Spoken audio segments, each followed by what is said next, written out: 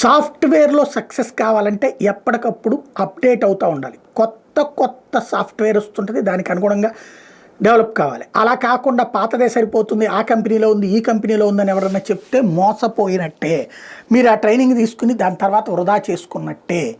ఖచ్చితంగా ఇప్పుడు ఆర్టిఫిషియల్ ఇంటెలిజెన్స్కి మంచి లైఫ్ వస్తుంది, ఆర్టిఫిషియల్ ఇంటెలిజెన్స్ అనుబంధ విభాగాలకి మంచి లైఫ్ వస్తుంది, అట్లాగే హార్డ్వేర్కి మంచి లైఫ్ వస్తుంది.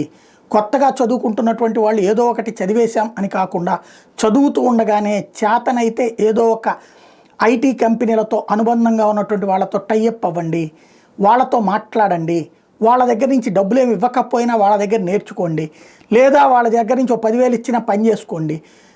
వర్క్ ఎక్స్పీరియన్స్ అనేటటువంటిది ఎప్పుడైనా అత్యంత కీలకమైనటువంటిది. వర్క్ ఎక్స్పీరియన్స్ బీటెక్ చదువుతూ ఉన్నప్పుడే ఉంటే చదువు పూర్తయ్యే నాటికి సులభంగా ప్రశాంతంగా ఉద్యోగం చేసుకోవచ్చు.